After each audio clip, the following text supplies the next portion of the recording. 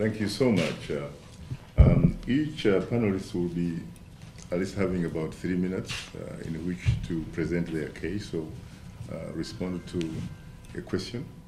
And the theme of this afternoon really is something that reflects the trip that, the first trip that President Barack Obama made to sub-Saharan Africa, and that was 2009. I happen to have been very fortunate because I was on that trip actually, when he said those very important words, that Africa does not need strong men. He might of course have added women, because lately we have had the opportunity to have 3 women as president. Now we left with 2 of them. And he said what it really needs are strong institutions.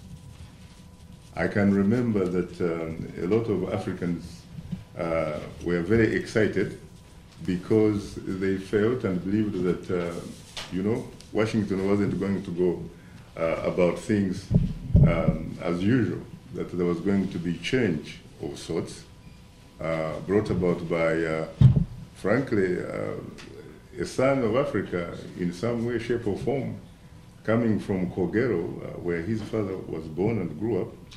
Kogero in Nyanza, western part of Kenya. But nothing much seems to have really taken off.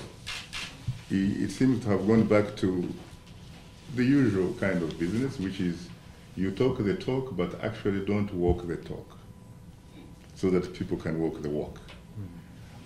He can, of course, argue that he has done his bit. I have heard State Department officials, for example, make very strong cases about how, in their view, they were able to resolve the political conflict in Ivory Coast. They have been talking about that.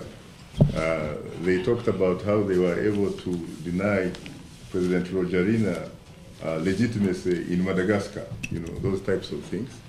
But of course, there are a lot of people who think that he should have done much better than that, because they feel that he seems perhaps to have focused more on fighting terrorists and all that kind of stuff. And as such, he has continued to interact with some of the most perhaps despotic leaders, frankly, in modern history.